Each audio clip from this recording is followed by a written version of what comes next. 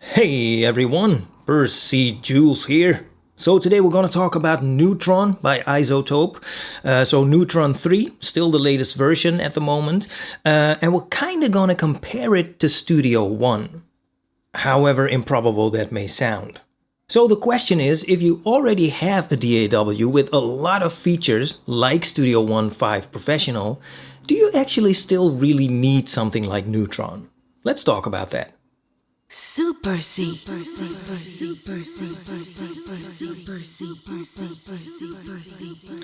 Okay, now for those of you that don't know what Neutron is, well, Neutron is probably best described as a pretty advanced plugin suite. So you can load it as kind of a channel strip type thing, or you can use the different modules as separate plugins in your effects chain.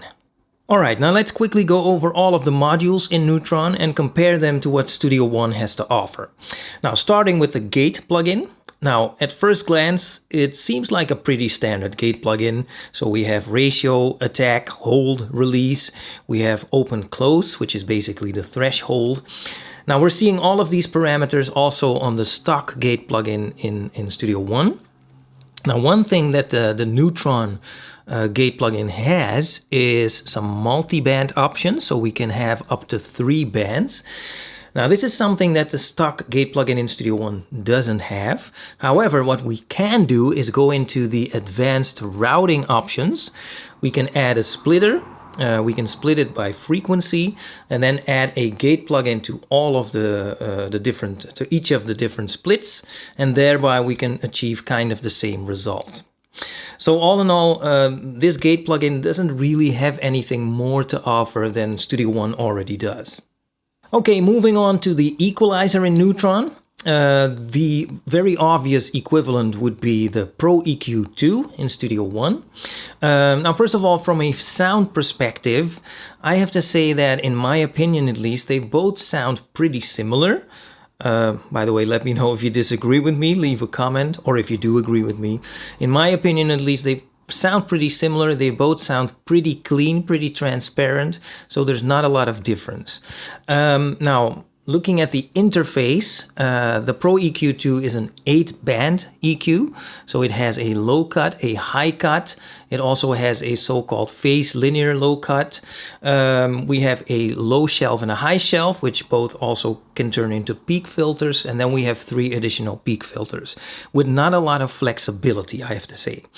Whereas with the Neutron equalizer, we can have up to a maximum of 12 bands or nodes, as they call them, and each band can turn into anything basically. So for example, we can make it into a bell-shaped band.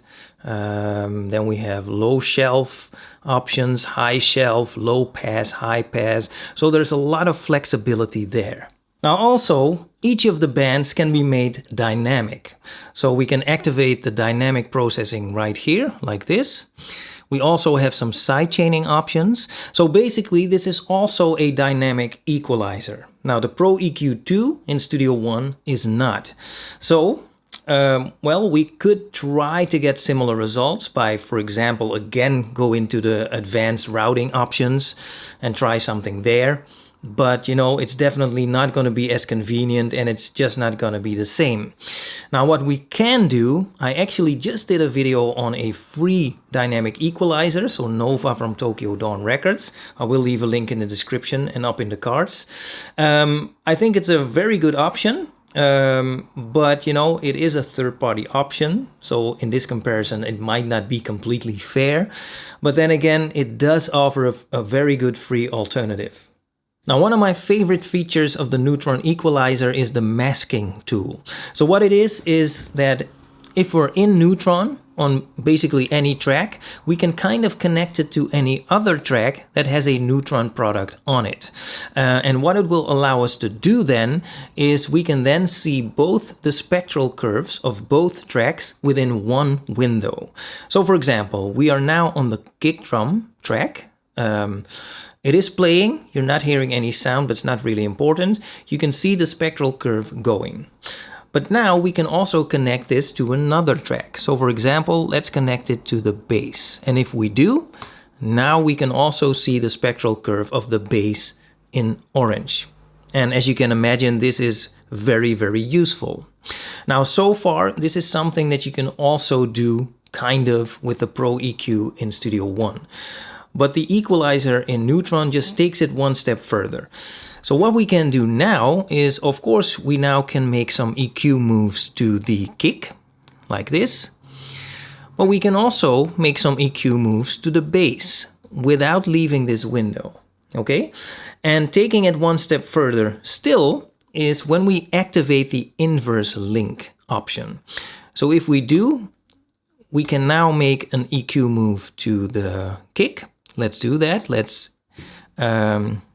bring up 266 Hertz by 3 dB. If I do that, now the exact same move has been made to the bass, only negatively. So it's been cut by 3 dB. Okay, so as you can imagine, again, this is extremely useful. Now moving on to the compressor of Neutron. Now just like with the gate, this compressor seems like a pretty standard compressor plugin. So attack, release, ratio, threshold, etc. We can see all of those parameters also in the stock compressor plugin of Studio One. Now just like with the gate, this compressor also has some multi-band options. Again, you can have up to 3 bands. Now, to solve this in Studio One, there are several ways to do that. First of all, we can again go into the advanced routing options, just like I showed you with the gate plugin. Or we could just use another plugin called Multiband Dynamics. And this is kind of a multiband compressor, which in my opinion even offers us a little bit more than the compressor in Neutron. So all in all, the compressor of Neutron doesn't really give us more than we already have in Studio One. Okay, next up is the Exciter. Now, I haven't used this a lot, but I do really like it. I mean, it's very easy to understand. It offers some really nice tools for adding some excitement to any sound. It also has some multiband options, just like the gate and the compressor, for example. It's simply a great module. Now, when it comes to excitement, Exciter plugins, this is an area where Studio One doesn't really have a lot to offer. The closest thing I know is this plugin right here, the red light distortion plugin. Don't get me wrong, I really like this plugin. It's a great plugin. It's also pretty versatile. But when it comes to Exciter plugins, I think this is a win for Neutron. Okay, next up we have the Sculptor. Now, the Sculptor is pretty difficult to compare to anything else, partly because it's kind of a smart module. You know, it's not 100% clear to me what it does exactly, because it partly happens under the hood. So what it does supposedly is kind of multiband compression. They call it spectral shaping. Anyway, it can help shape basically any sound. Now, it's a little bit difficult, as I mentioned, but I guess that with a lot of imagination, you could get similar results in Studio One. But anyway, when it comes to convenience, it must be another win for Neutron. All right, moving on to the Transient Shaper. Now, looking at the module, you can see attack, sustain, some different shapes you can choose from. We also have some multiband options, just like some of the other ones. I'd say it's a pretty decent Transient Shaper. Now, I have to say that Studio One doesn't really have a Transient Shaper as such. So I'm not saying it's impossible to get similar results, but again, you would need a little bit of imagination to do so. Or you could use a third-party option. Now, one that comes to mind is BitterSweet by Flux. Again, I also did a video about that not too long ago. I will leave links in the description and up in the cards. So it's a pretty good free option, but again, I'd say that this round goes to Neutron. And then Neutron also offers a limiter you can use. It's a very simple limiter, I'd say. You can only use it if you use Neutron as a channel strip kind of thing. And you can also only use it at the end of the effects chain. So all in all, you know, I very much prefer the stock limiter of Studio One.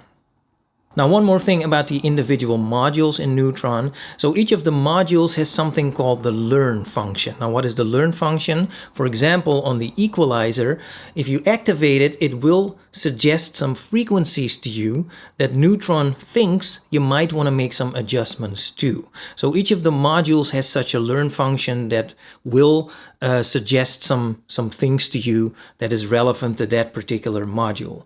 Now, that brings me to the AI, so the artificial intelligence of Neutron. So we already talked about the Sculptor being kind of a smart module.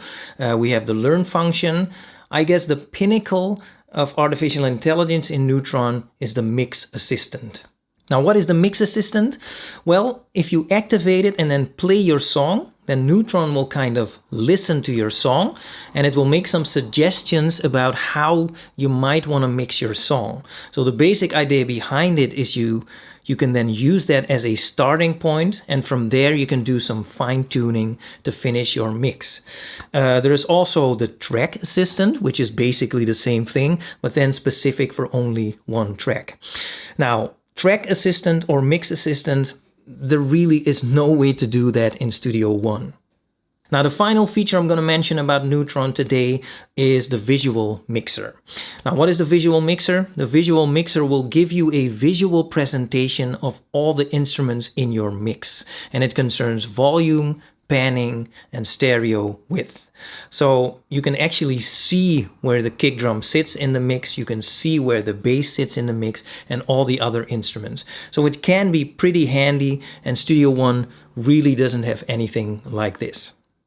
All right, now in conclusion, the question was, okay, if you already own a DAW that is feature-packed like Studio One Professional, do you still really need something like Neutron? Well, there are several ways we can approach this question. If we take it literally, the answer is going to be no. You don't really need it. I mean, you can mix an entire song and get good results only using Studio One plugins. So you don't really need it. Now, another question might be, okay, does Neutron offer some extra features in comparison to Studio One? Well, the answer to that is obviously yes. Although I have to say that most of those features are convenience. I mean, most of those features can kind of be mimicked in a way by being a little bit creative with Studio One. So you can get kind of the same results. Now, there are a few features that Studio One simply doesn't have, like the mix assistant, like the visual mixer. But then ask yourself, do you really need that? I mean, do you really need to mix visually, or do you really need some software to suggest to you how to mix your song? No, of course not. So you don't really need it. Now, yet another question might be, would I recommend it? Now it's getting interesting. It's very difficult because it depends on many things, but I would say, so if you're on a budget, but you already have Studio One Professional, don't concern yourself with Neutron, you don't really need it. But if you do have some cash to spare, I would definitely say yes. I would definitely recommend at least taking a look at it, because, Neutron is definitely an amazing plugin suite, which offers some really useful tools, some really useful features, and it can just make life a bit easier for you. So those are my thoughts on Neutron versus Studio One. Let me know what you think about it. Let me know if you agree with me or disagree with me. Leave a comment below. Anyway, for now, thank you for watching, and I will talk to you soon.